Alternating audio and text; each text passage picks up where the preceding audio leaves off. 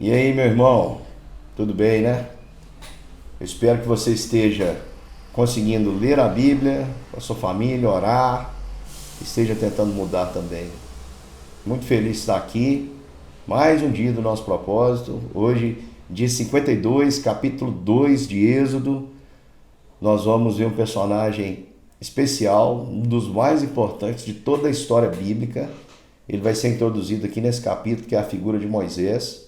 O livro de Êxodo, a palavra significa saída, como eu falei no vídeo anterior, e a saída do povo do Egito. No finalzinho de Gênesis mostra o povo chegando, e chegando com honra. Jacó abençoando o faraó, os irmãos de José sendo instituídos ali, servidores públicos, José a segunda pessoa mais importante do Egito, e eles permaneceram ali no Egito 430 anos. Em determinado momento, esse povo se tornou mais numeroso e mais forte que os próprios egípcios. E nós vimos no capítulo anterior que Faraó se preocupou e o rei ordenou que eles fossem submetidos a trabalhos, pensando que talvez assim eles pensassem bem em colocar um filho no mundo, isso parasse, tivesse um controle ali de natalidade por causa desse impacto social. O que não aconteceu, quanto mais eles eram afligidos, mais menino aparecia. E aí deu uma ordem para que as parteiras cometessem o infanticídio, matando os meninos do sexo masculino, deixando as meninas para não criar aí nenhuma suspeita. As parteiras temeram ao Senhor e não fizeram isso.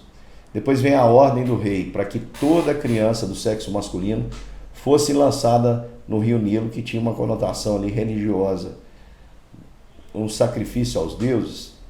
E aí no capítulo 2 a gente percebe algo muito interessante que vai acontecer. Nasceu um menino, segundo a tradição hebraica, a tradição judaica, o nome foi dado pelos pais. Joquebede, a mãe de Moisés, colocou o nome de Joaquim. Você não vai achar isso na Bíblia, tá? Está na tradição judaica. Provavelmente é verdade. Isso é o historiador Flávio Joséfos, um historiador dos judeus, que vai trazer essa informação. No entanto, aquela criança, bonita aos olhos do pai e aos olhos do Senhor também, como a pregação de Estevão lá em Atos diz, que o menino era formoso aos olhos do Senhor, aquela criança começou a chorar forte demais. E desde o início ela já mostrava que ela teria uma voz ali poderosa. E o que aconteceu foi que a mãe, não podendo mais ocultar o menino, e temendo que o menino fosse morto, fosse tomado e lançado no rio, e também a sua família sofreria aí com a pena da desobediência às ordens de Faraó, ela fez um cestinho de junco, que era um mato grosso, que é usado, nasce na beirada do rio e é usado para fazer cestos, e ali ela passa betume, deixa impermeabilizado e solta aquele cestinho no rio, confiando no Senhor. Ela não lança Moisés no rio para que ele se afogue, mas ela protege o menino e o solta no rio, confiando que o Senhor iria proteger aquele menino. E por providência divina, a irmã de Moisés, Miriam, vai acompanhando, vai correndo atrás, até que aquele cestinho bate na perna ali da filha de Faraó. Era sábado e era dia de banho, ela estava tomando banho, tô brincando, viu? Ela não fala que era sábado não, mas ela estava tomando seu banho ali no rio Nilo e viu o cestinho, e quando descobriu o cestinho, viu um bebê e se compadeceu dele, e lhe deu o nome de Moisés, significa tirado das águas. Moisés foi um bebê, o nome é muito sugestivo, porque ao invés de ser lançado nas águas, Moisés foi salvo das águas. E a mulher, a filha de Faraó, ordena a Miriam, que estava ali, e disse: olha, eu conheço alguém que pode amamentar esse bebê. E ela mandou a menina chamar e entregou Moisés, e Moisés foi amamentado por sua mãe, que ainda recebeu um salário. Olha que maravilha, a providência de Deus. E depois Moisés foi conduzido ao palácio, teve todas as oportunidades, foi capacitado. Tudo indica que foi o primeiro da linhagem aí dos hebreus, da linhagem de Abraão, foi o primeiro a ser instruído, a ter acesso à escrita. Não é à toa que ele é o autor dos 5 primeiros livros da Bíblia, o Pentateuco. E tudo indica que ele seja autor também do livro de Jó. Por que isso na Bíblia, por que Moisés não escreveu na primeira pessoa? Tem muita gente que diz, né? Por que ele não escreveu falando dele? Alguns acreditam, e eu também acredito, que é pelo fato de Moisés entender que aquela mensagem era para além dele, não era sobre ele, era sobre o Senhor. E a intenção, como muitos escritos bíblicos dos autores, a intenção é se tirar da história e mostrar o Deus da história. E ali Moisés, ele é instruído com toda a sabedoria, com toda a ciência daquela época, e ganhou destaque. Tudo indica que ele ganhou um destaque ali na corte. E um dia, depois de crescer, indo visitar os seus irmãos, ele se compadeceu daqueles irmãos e ele decidiu abrir mão do palácio e de tudo que ele desfrutava ali, de todas as riquezas, para poder estar unido com seu irmão no sofrimento. Moisés, irmãos, tinha convicção de que ele era o libertador. Eu gosto muito de uma mensagem do reverendo Ronaldo Lidório, onde ele divide a história de Moisés em 3 partes. Moisés viveu 120 anos. E nos primeiros 40 anos, é aquela fase em que o pastor Ronaldo Lidório, o missionário Ronaldo Lidório, diz que Moisés dizia para si mesmo: eu tudo posso. Ele confiou em si mesmo, confiou na sua sabedoria, no destaque que ele alcançou. Tudo indica que ele era um homem também preparado para a guerra. Nós vamos ver esse aspecto agora. No conhecimento que ele tinha, e ele decidiu então libertar o seu povo. Era um propósito nobre, porém ele decidiu fazer sem consultar o Senhor, e por isso ele falhou. Certo dia ele passava e viu ali alguém sendo espancado, alguém do seu povo sendo espancado por um egípcio, e ele verificou, olhou para os 2 lados, não tinha ninguém vendo, e matou um oficial egípcio e o escondeu. E deve ter pensado assim: menos um, só falta o resto. No entanto, o que aconteceu foi que no outro dia haviam 2 hebreus discutindo e ele foi apaziguá-los, dizendo: olha, parem de brigar. E naquela época o povo já era fofoqueiro, pessoal. Então aqueles ali disseram: olha, você vai nos matar também como matou o egípcio? E Moisés temeu. E aquilo chegou ao coração de Faraó. E vamos lembrar que é o mesmo Faraó que mandou jogar os meninos no rio. Então, criar Moisés no palácio, por vontade da filha, deve ter descido seco. Eu não imagino que Faraó tinha esse prazer, esse apreço a Moisés como um filho, mas procurava talvez uma oportunidade aí para poder eliminar aquela ameaça. Então Moisés foge de Faraó e vai para o deserto, onde ele encontra ali Reuel, que é o seu sogro, que também recebe o nome de Jetro. Na verdade, o primeiro encontro são com as filhas dele. E é muito interessante, pessoal, porque a história parece se repetir. Ele foge, Jacó fugiu. Ele encontra as filhas que eram pastoras, lembram lá de Jacó e as filhas de Labão, a filha de Labão, Raquel. E agora ele pega ali, defende aquelas mulheres dos pastores que as humilhavam e faz com que elas deem água ao rebanho. As mulheres chegam cedo lá na casa do pai, e Jetro diz para elas assim: olha, o que aconteceu aí? Contaram, tem um egípcio lá.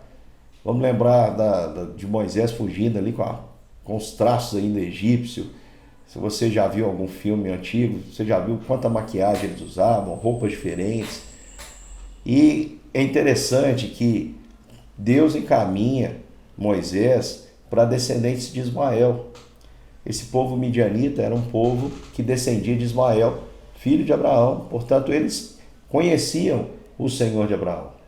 Eles conheciam a tradição e as promessas que haviam sido feitas a Abraão.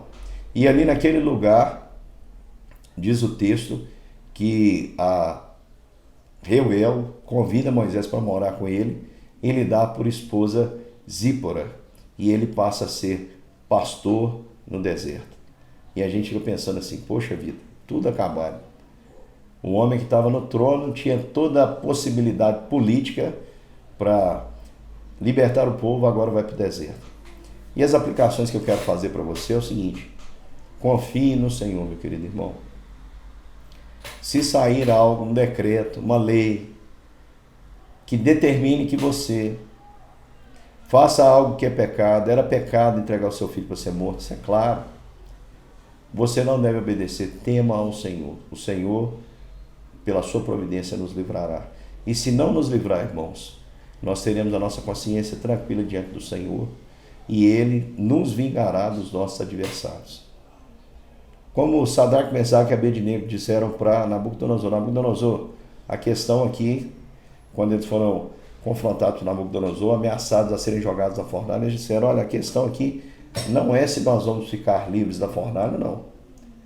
A questão aqui é que nós, de modo algum, vamos adorar, nós não vamos transgredir contra o Senhor. Irmãos, a bênção de Deus, a glória de Deus acompanha a obediência. Como eu falei ontem, Deus não deixa para nós uma única alternativa que nós possamos tomar, que seja pecar. Não tem isso. Porque senão Deus nos tentaria. E a Bíblia diz que Deus não tenta ninguém. Pelo contrário, junto com a aprovação, Ele manda o livramento. Então permaneça obediente, meu querido irmão. Obedeça ao Senhor. Essas leis que dizem que você não pode corrigir seu filho, corrija-o. Discipline-o. Não ceda à vontade dos homens, permaneça na vontade de Deus. Se sair uma lei dizendo que a gente não pode pregar o evangelho, não, vamos pregar. Que não pode pregar contra o pecado, nós vamos pregar. E quem fizer isso será preso, morto. Amém. Nos vemos na glória. E lá na glória nós vamos sentar e julgar esses que estão nos perseguindo. Vamos permanecer firmes, obedecendo e confiando no Senhor, porque o Senhor nos surpreende com o seu livramento. E o seu livramento vem de uma grande humilhação dos adversários. Não tema não. Porque olha só, Faraó deu a ordem para que se matasse todos os meninos. E por causa dessa ordem, daquele rio saiu alguém das águas que iria afogar o Faraó. Você já parou para pensar nisso? Deus tirou um menino das águas que iria no futuro ser usado para afogar não só o Faraó, mas todo o exército daquela grande potência. Meu querido irmão, o Senhor é justo. Então não tema. Quem nos governa é o Senhor. E olha, uma outra lição que eu quero deixar rapidinho para você é o seguinte: não confie no seu braço, não confie na sua capacidade. Maldito é o homem que confia no homem, inclusive aquele que confia em si mesmo. A gente às vezes acha que é confiar no outro. Esse texto está falando para você não entregar sua confiança ao seu próprio, está falando de você. Seu coração é enganoso, é corrupto. Não confie nas suas convicções, não confie nas suas certezas, não confie naquilo que você sente. A gente está vivendo um tempo em que as pessoas confiam nos seus sentimentos. Elas definem assim, se definem por aquilo que sentem. Ah, eu sou o que eu sinto. Misericórdia, meu irmão. Os seus sentidos te enganam o tempo todo. O seu sentimento te engana o tempo todo. Você não sabe de nada. Você tem que confiar nas promessas e nos projetos de Deus. Então não faça nada sem antes consultar o Senhor teu Deus. Sejam pequenas coisas, sejam grandes, coloque tudo diante do Senhor. Moisés esqueceu de fazer isso, mas até nisso Deus tinha um propósito. Deus via que Moisés estava com a boa intenção de livrar o povo e Deus iria prepará-lo para isso. Porque o processo de Deus é assim, irmãos. Primeiro Deus trabalha em nós, para depois Deus trabalhar através de nós. Sempre foi assim na Bíblia. Você tem dúvida? Abraão teve que esperar. Isaac teve que esperar. Jacó teve que esperar. José teve que esperar. Moisés teve que esperar. Por que você acha que você é um missime hoje? 3 minutos você está pronto. Meu irmão, coisas grandes, para que Deus nos torne grandes, até compartilhei lá no nosso grupo uma frase que diz mais ou menos assim: para que Deus forme um grande homem, é preciso que primeiro Ele o quebre em pedaços. É assim que Deus faz conosco. E que Ele possa fazer isso na sua vida. Eu termino aqui citando a frase de um missionário que foi muito usado, Robert Carlin. Ele dizia o seguinte: espere grandes coisas de Deus, peça grandes coisas para Deus e faça grandes coisas para Deus. A gente tem que desejar ser usado pelo Senhor com poder. Não peça a Deus coisas simples, corriqueiras que Ele vai te dar como Pai. Peça para que você seja usado com poder para a libertação de muitos, como Deus usou Moisés. Esse é o chamado de Deus para a nossa vida, meu querido irmão. Nós hoje temos Cristo para poder proclamar libertação aos cativos. Há muitos escravos precisando dessa mensagem de salvação que Moisés levou ao povo de Israel. E eu e você podemos ser instrumentos disso. Que Deus te use com poder e graça. Muito obrigado por estar conosco. Um grande beijo e até amanhã. Tchau.